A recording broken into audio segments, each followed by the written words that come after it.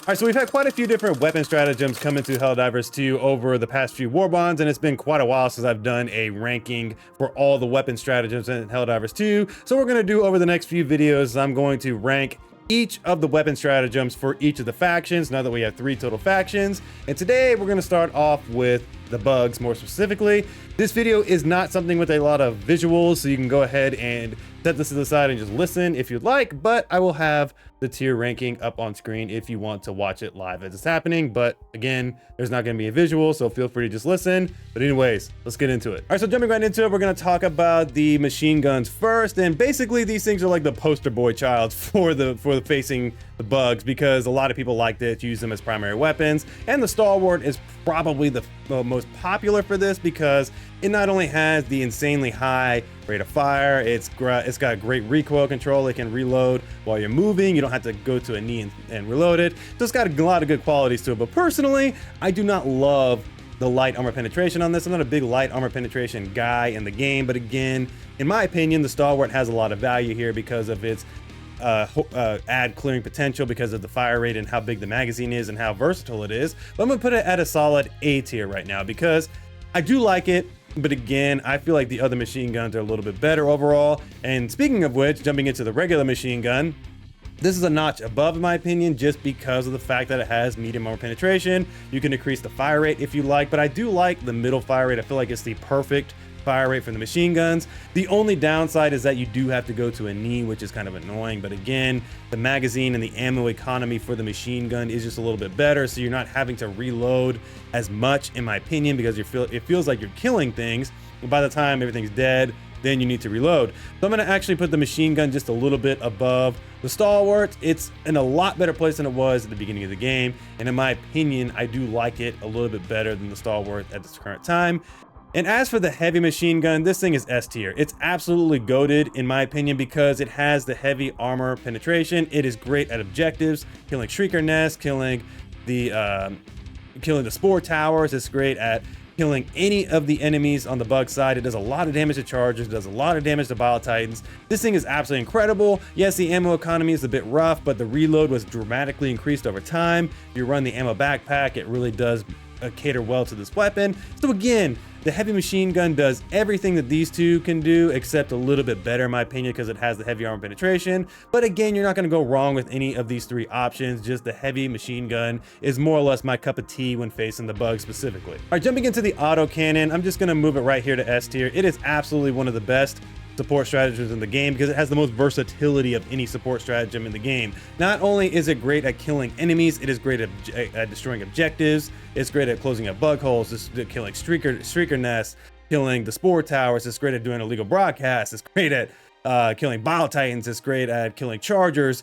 It's just got so much versatility when it comes to facing the bugs that really all you need is this, and you will be absolutely equipped to deal with anything that comes at you when you're facing the bugs. It is absolutely a ridiculously overpowered and fantastic stratagem that has had no tweaks since the release of the game, hardly, at least that I can remember. It's been pretty much the same because it's been good since the beginning of the game. So it's no secret that it's going to be absolutely S tier when you're facing the bugs. Jumping into the AMR, this is one of my favorite support stratagems in the game because I just love it. It's come such a long way. It has anti-tank potential, meaning that you can destroy anti-tank stuff if you're gonna go after some of the heavier bug units like the chargers and the bile titans. This will do some damage. It's very, very good if you get those weak spots opened up. But again, that's if you get the weak spots open up.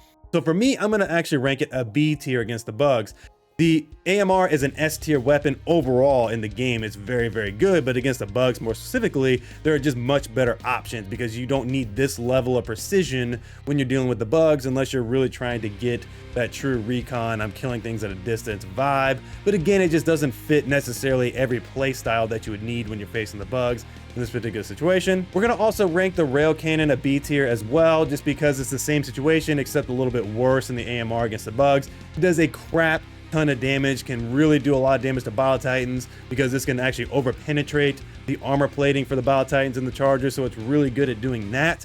Again, but with the one-shot mechanic, even with the overpower thing, just feels a little clunky with the bugs, especially when you're getting swarmed by them. And having ad clear things is going to be so much better for the bugs. But again, this is another S tier support weapon that's just a B tier against the bugs. All right, so jumping into the launchers, and we have quite a few of these, starting with the Spear. So the Spear has got a weird reputation right now. It's kind of hit or miss. It's good and it's OP in a lot of ways, but it's also not good and not OP in some ways because of the targeting systems, because of the inconsistent damage at times. But personally, when I'm facing the bugs, especially using peak physique, I really have a fantastic time with this because you can one-shot chargers really easily. You can two-shot Bile Titans if you hit them in the head with it. The locking on is kind of wacky, but at the same time, you can really do a lot of damage to the heavier units, and it's absolutely fantastic for dealing with anti-tank situations. So personally, for the bugs, I'm going to actually rank this an A tier just for me personally, because I still think the Spear has a lot of value when you're facing the bugs in particular, because there's so many different types of heavy units that this comes in clutch, especially when you have peak physique on. Now the EATs are just one of the best well-rounded anti-tank things in the game. Now we do have some better options over time, but it is still pretty good overall because of its overall cooldown. It comes back so fast, you're gonna have constant anti-tank things available to be able to use. It's just great. I mean, like, this thing can one-shot a lot of the Charger variants. This does a decent amount of damage on Bile Titans. It's probably going to take about 4 or so to kill Bile Titans, but again, it can do that. It can destroy objectives. So again, like, it's got some utility there, but again, I'm going to rank it just a little bit below the Spear, but again, it's pretty good overall and actually very good against the bugs. So as for the new W.A.S.P, I have not had a ton of time to test this, but I have been working on it with the bugs more specifically because I've dove into a few matches with those.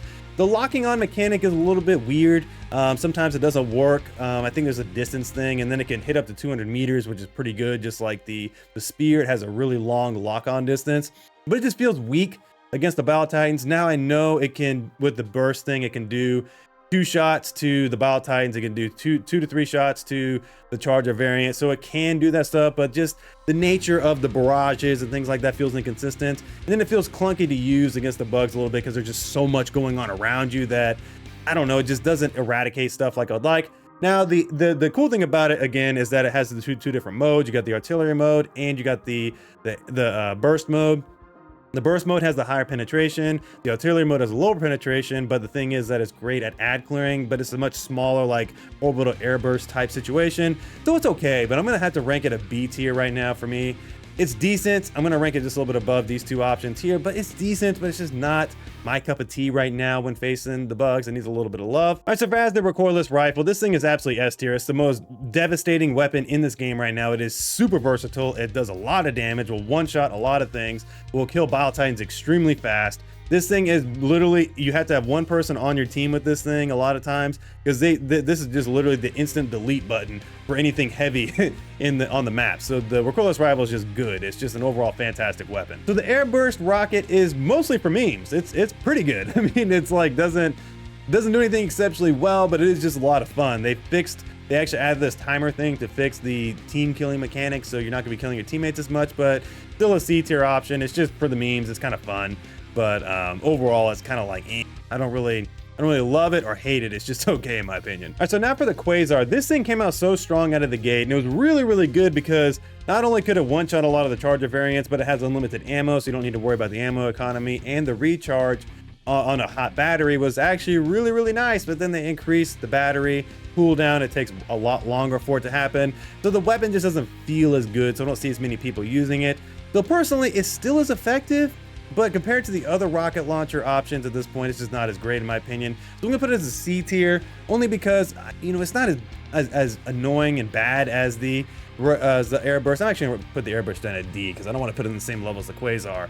But the Quasar is okay. It's just not as good, but it's just okay. I don't love the cooldown mechanic. I wish it would revert it back to its old cooldown mechanic, because I feel like that's where the sweet spot was. All right, so jumping into the Commando. The Commando is one of the best support stratagems in the game, just because of the fact that it has not only a decent cooldown or a really fast cooldown like the EATs, but it does a lot of damage similar to the other rocket variants. But again, it's not quite as much. So I'm actually going to rank this above both the Spear and the EATs as an A tier. It's a very good option for the bugs. You're going to be able to do a lot of damage against many of the, I'm actually going to put it even above these 2 machine gun variants. I think that this thing is one of the best A tier options in the game for facing the bugs. It does a lot of damage.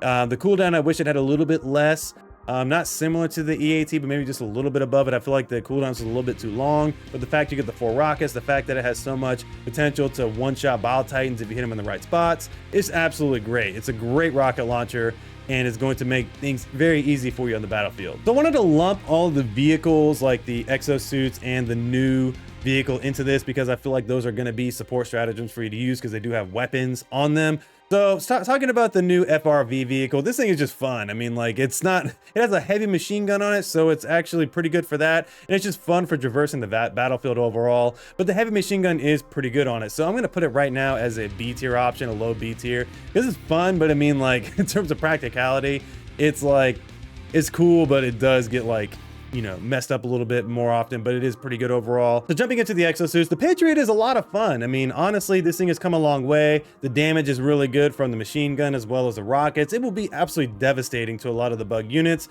and provide a lot of good oomph in those really intense moments when you need something to like actually get you through. So I'm going to actually rank this as a B tier. I'm going to put it above the AMR. So it's good. It's a lot of fun. I wish it had more than 2 uses. But again, like for what it is, it's actually really good. And I'm gonna go ahead and put the Emancipator in the same spot, just slightly behind the Patriot, because again, it has dual autocannons. I feel like the Emancipator is better at closing bug holes and attacking objectives and is pretty good against the units. But I feel like the Patriot is just overall better for handling the heavier units and the cannon fodder because of its machine gun and its rockets. And then the Emancipator is just great for objective clearing and great for killing the cannon fodder and things like that. And it's not as great at destroying the heavier units. So it's kind of pick your flavor and pick your poison here, but these two are both really solid options overall. All right, so now we're jumping into the flamethrower, which has been a up and down weapon in the bug category. So at one point it was just absolutely goated. It was S tier, probably the best weapon to use against the bugs, and then it slowly kind of come down and now it's going back up. So where is the flamethrower at this point against the bugs? Personally, I think it is a low S tier. It's very good still. I mean, it's a lot of fun. It will kill a lot of bugs. It will still destroy chargers.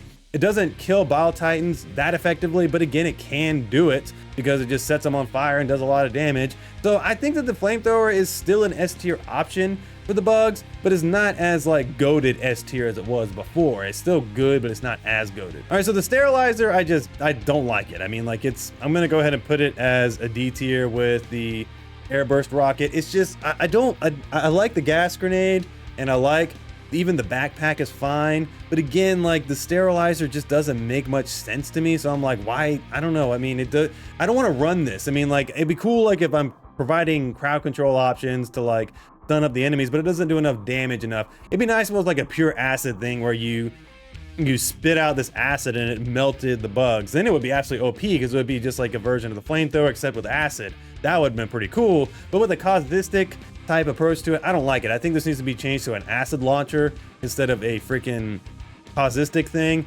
But yeah, it's just not my favorite thing to use. All right, the arc thrower has had another one of those kind of up and down journeys since it has been released into the game. It's very weird because like I on one hand, I really love this thing because they've actually boosted the damage range again because it's really good.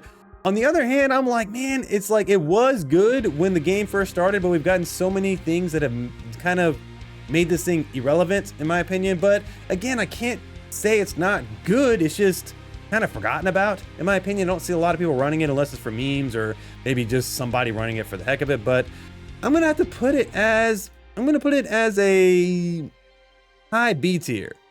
It's good, but again, like there's just so many things up here. I would not take the arc thrower over any of these options above it.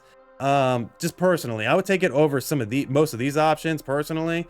But it's just not, I wouldn't take it any higher than these up here. These are all just so good, and the arc thrower has just kind of been forgotten about. All right, so the laser cannon is also extremely good in the game, but it's just not great against the bugs. I'm gonna actually put this as a higher B tier option. I'm gonna put it right below the arc thrower in my opinion, because this is another one that's kind of forgotten about for the bugs. It does decent, but it's just not great against the bugs. It's a good support stratagem against other factions, but against the bugs, it's just not that great in my opinion. All right, so the grenade launcher has come a long way since the beginning of the game, and it is actually a very, very good option when facing the bugs because of its overall utility with being able to hit objectives with it, like closing up bug holes and all the various other objectives that I've mentioned already a million times.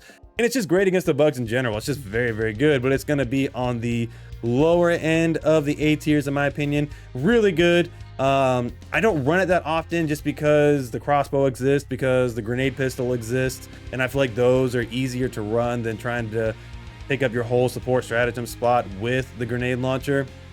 But it is a good option if you want to run it. It's not bad, it's just a good option overall. All right, so there you go. There is my full list of what I think is the best support weapon stratagems in Helldivers 2 against the bugs. Specifically, again, S tier is things that I will bring all the time because they're meta for me. They are interchangeable. They are all extremely good against the bugs and will always be go-tos for me. The A tier is just to mix it up, try something different. They're all very good options. Maybe not S tier options, but they're all very good options to mix things up. B tier is things that I just forgot about or just don't run that often because I just don't really think that they're that valuable. Maybe they kind of interchange sometimes, but mostly I don't really use them much. D tier is only the Quasar because I feel like it's just not in the best spot. Overall, it's okay, but it's often forgot about, not really the best. And then D tier is things that I don't think are very good at all, in my opinion. They're okay and they're kind of meme-ish, but they're not really things I use at all and don't even think twice about it. Let me know down in the comments below what you guys think about my tier list, and give me your own tier list of what you think are the best support weapon stratagems for the bugs. But anyways, guys, I will catch you in the next video, which is going to be all about the automatons. Anyways, catch you in the next one. Peace.